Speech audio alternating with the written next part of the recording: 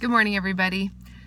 This week we're talking about intrinsic motivation because we have learned that that's really the key to motivation. And the answers, maybe in part, to intrinsic motivation, I think, are here on this clipboard. So we start with relationships, okay? There are two things to know about relationships. First of all, I was studying, I've read this book, The Bullied, and the Bystander, and if you've never read it, it's really excellent. What does this have to do with relationships? Well, in this book, there is a chapter that describes family structures as related to bullying and how kids become either the bully, the bullied, or the bystander, one of those roles, and sometimes multiple roles in relationships based on the family structures they come from. There are 3 family structures described in the book, and I'll get to the point of relationships.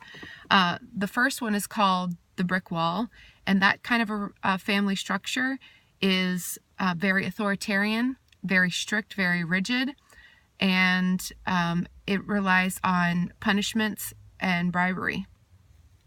The second family structure is called the jellyfish. The jellyfish family is very unstructured, unpredictable. Sometimes there's consequences and sometimes there aren't consequences. And it's almost the opposite of the brick wall. And the third is the backbone family. And the backbone family is the one that creates the best family structure for a child to have positive pro-social behavior and intrinsic motivation. Now, I was so inspired yesterday when I went through and read that chapter again that I actually started making notes for an in-service. And nobody's invited me to talk about that, but I was really into it. But I'll tell you quickly what the first two have in common, the brick wall and the jellyfish. Love is conditional. So children do not feel secure in their love because love has to be earned conditionally. So in the backbone family, the best family for intrinsic motivation and pro-social behavior, the love is unconditional. So my challenge to you when you're building relationships with your students is to love them unconditionally. What does that look like? That looks like a lot of opportunities for inclusion, not exclusion. So students don't have to earn your love. They don't have to earn it by being perfect in their behavior in class.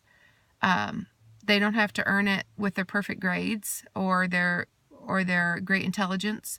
Everyone is valued. Everyone is loved.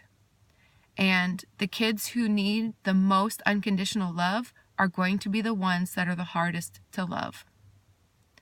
And so you got to reach down in yourself and figure out how to love unconditionally. If you're interested in this book or more about it, give me an email. Have a great day. Go love someone.